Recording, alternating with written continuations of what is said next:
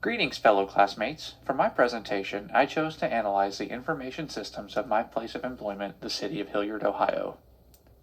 Hilliard is a small suburban city west of Columbus, Ohio, and has gained recent notoriety in the intelligence and technology space by being named one of ICF's top 7 intelligent communities in back-to-back years. ICF, which stands for the Intelligent Community Forum, has recognized Hilliard's intelligence by measuring its sustainability practices, access to fiber optic networks, and innovative government and business practices. In total, the city utilizes 89 information systems. These systems allow the organization to perform functions such as permitting across multiple departments, engineering functions, managing websites, budgeting, timesheet tracking, training, mapping, word processing and reporting, police tracking, surveillance, recreation programs, and internal and external service requests. As shown on screen, these applications are divided across multiple teams and departments.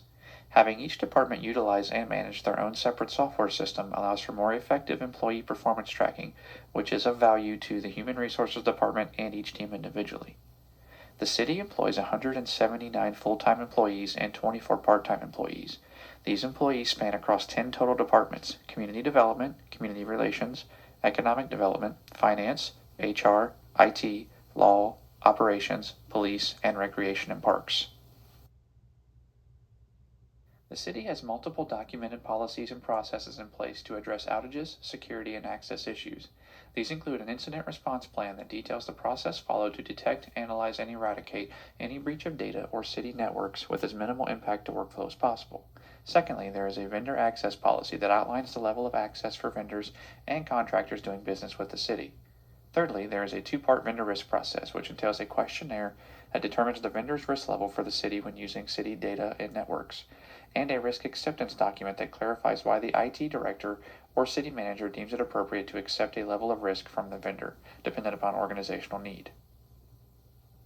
The city also has a vendor privilege remote access policy that permits network access to vendors that has to be approved by an administrator from the IT department.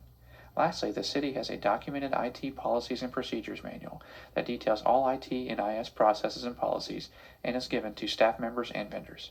This covers topics such as password management, remote access, auditing, file sharing, security, vendor access, and emergency procedures. All expenditures follow a standardized process where the requesting team or department communicates with the IT director for approval of the program or software. If the IT director approves, it is then added as a line item on the next budget cycle. Once it passes the budget process through City Council, it is then sent to the Finance Department for invoicing and payouts. This information was obtained from the city's IT director, Dwayne Powell, and the references shown on screen. Thank you for watching.